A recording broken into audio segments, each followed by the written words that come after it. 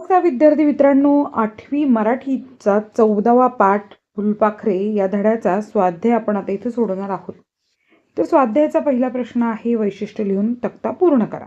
तर या प्रश्नाचं उत्तर लिहिण्याअगोदर जर तुम्ही नवीन असाल चॅनलला, तर चॅनलला सबस्क्राईब करा, बेल आयकॉन दाबा आणि माझं नाव आहे सपना टीचर.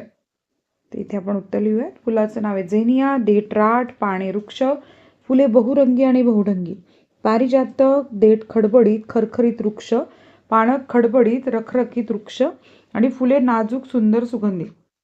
प्रश्न 2, कारणे लिहा. लेखक आनंदाने नाचणाऱ्या सृष्टीचा आनंद घेऊ शकत नव्हता. तर कारणे, निराशेचे कारण त्यांच्या मनावर मळब आले होते. लेखकाच्या मनावरचे मळब दूर झाले कारण लेखकांनी भोवतालच्या सुंदर सृष्टीत चाललेले अप्रतिम जीवनवृत्त पाहिले. प्रश्न 3, योग्य जोड्या लावा. अ गट ब गट, सृष्टी सुफल, राठदांडा झेनिया, नाजूकपणा पारिजातक, बहुढंगी फुलपाखरे. प्रश्न 4 आहे, पाठाच्या आधारे तुलना करा. फुलपाखरांचे जीवन आणि मानवी जीवन. तर फुलपाखरांचे आयुष्य केवळ काही दिवसांचे असते आणि माणसाचे आयुष्य फुलपाखराच्या मनाने खूप मोठे असते. फुलपाखराला आयुष्याविषयी खूप आस्था आहे, माणसाला आयुष्याविषयी कमी आस्था आहे. फुलपाखराला आनंदाने जगता येते, माणूस फुलपाखरा इतका आनंदाने जगत नाही. फुलपाखराला जीवनाचा रसास्वाद घेता येतो, तर माणसाला फुलपाखरा इतका जीवनाचा रसास्वाद घेता येत नाही.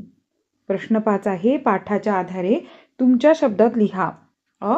या पाठातून लेखकाने दिलेला संदेश. तर लेखकाने या पाठातून सांगितले आहे की निसर्गातले प्रत्येक घटक, अगदी छोटे फुलपाखर सुद्धा आपल्या जीवनात आनंद आणि रंग भरते. निसर्गाचा आदर करावा, त्याचं सौंदर्य अनुभवावं आणि त्याच्याशी एकरूप होऊन जीवनात शांती मिळवावी. निसर्ग आपल्याला आनंद आणि समाधानाचा अनुभव देतो, फक्त त्याच्याकडे पाहण्याचा दृष्टिकोन असावा.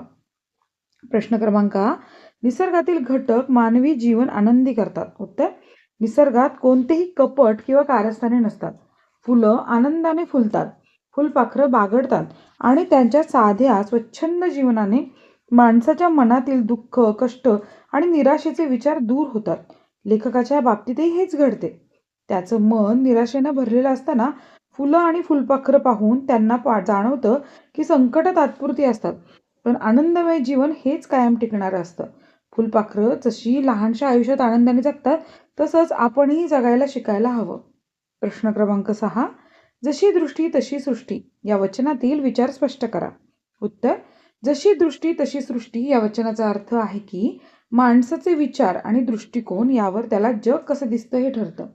सकारात्मक दृष्टिकोन असेल तर सृष्टी सुंदर आणि आनंददायक भासते. नकारात्मक दृष्टिकोन असेल तर जग दुःखदायक आणि निराशाजनक वाटते. उदाहरण, फुलपाखरं पाहून एखादा आनंदी होतो तर दुसऱ्याला ते क्षणिक आयुष्याची आठवण करून देतात.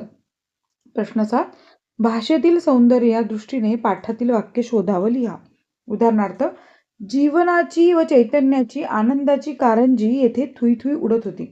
उत्तर, नाचरे ओढे आणि हरित तृणांचे गालीचे माझ्या मनाला नाचवू शकत नव्हते. 2, एखाद्या पोरक्या पोराप्रमाणे मन स्वतःशीच नाराज होऊन बसलं होतं. 3, त्या नाचणाऱ्या फुलपाखराकडे पाहिल्यावर फुलपाखरे कोणती आणि फुलं कोणती असा भ्रम मला तरी क्षणभर झाला.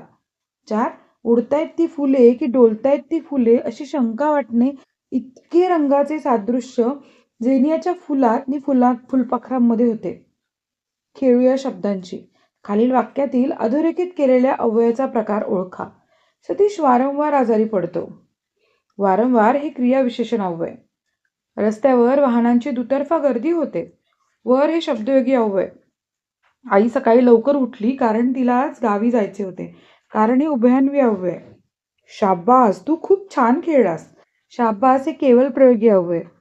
लिहिते होऊया. मी फुलपाखरू झालो किंवा झाले तर या विषयावर निबंध लेखन करा. मी फुलपाखरू झाले तर किती मज्जा येईल ना. मी फुलपाखरू होणार ही कल्पना सुद्धा माझ्याशी खूप सुखवणारी आणि आनंद देणारी आहे. मी टायगर बटरफ्लाय होईल.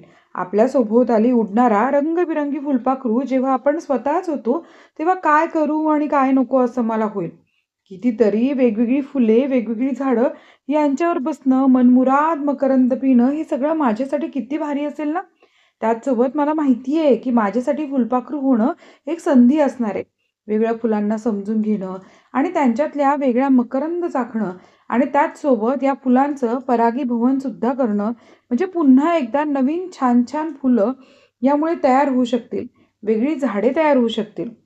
मी फुलपाखरू झाल्यावर माझे पंख असे आयटीत मिरवत गावभर फिरून येईल. त्याचसोबत लहान मुलांसोबत, मोठ्यांसोबत लपंडाव खेळेन. माझ्यासारख्या इतर फुलपाखरांसोबत मैत्री करून त्यांच्या जगाची माहिती मिळवेन. खरंच फुलपाखराचे जग किती अजब असतं ना. इतकं कमी आयुष्य तरी सुद्धा त्यांचं जीवनचक्र हे अभ्यासासारखं असतं. फुलपाखराच्या जगात मनसोक्त भटकंती करेल आणि माझ्या फुलपाखरू रूपाला माझ्याच डोळ्यात साठवून ठेवेल.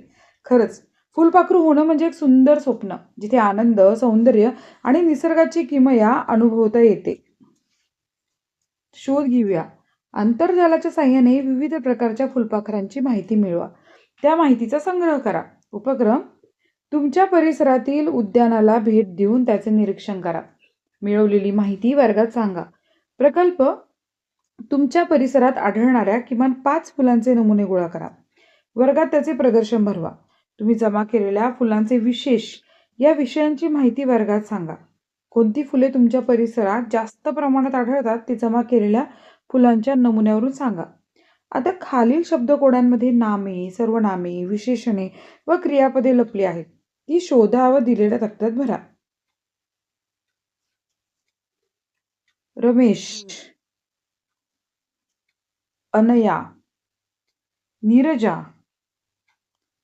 निकिता, जय, साक्षी, रश्मी, तुषार, त्याला,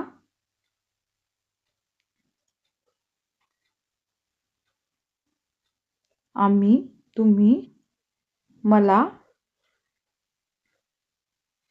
विथ, सुंदर, तो, हुशार, राहणे, जाणे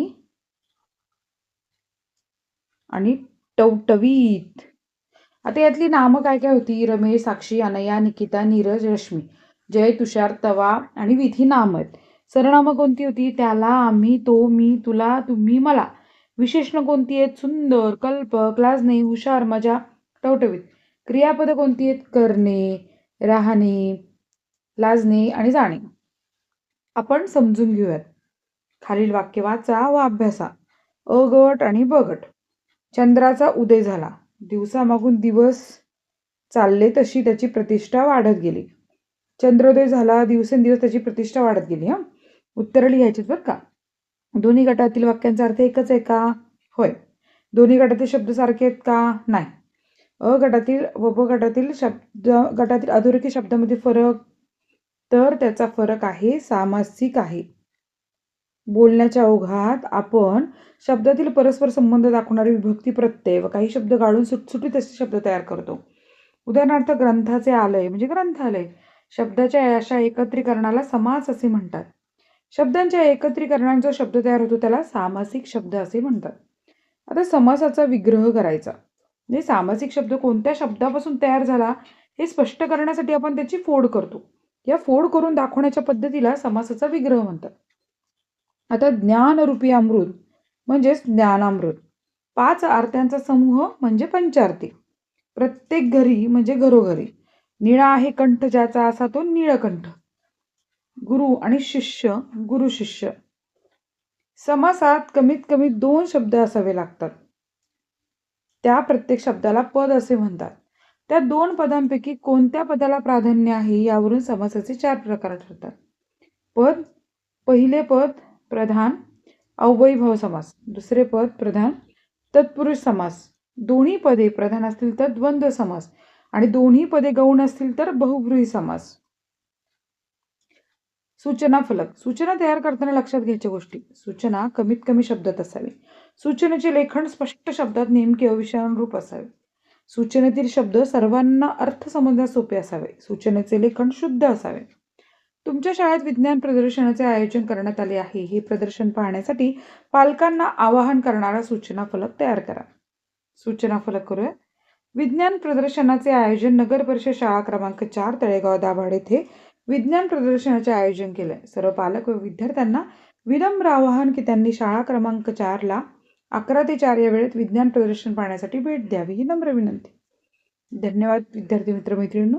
तुम्ही हा व्हिडिओ पाहिला याबद्दल आणि तुम्ही जसा सपोर्ट आम्हाला नेहमी करताय तसाच सपोर्ट करत राहा. चॅनलला सबस्क्राईब करा, बेल आयकॉन दाबा आणि तुमच्या कमेंट्स पाठवा.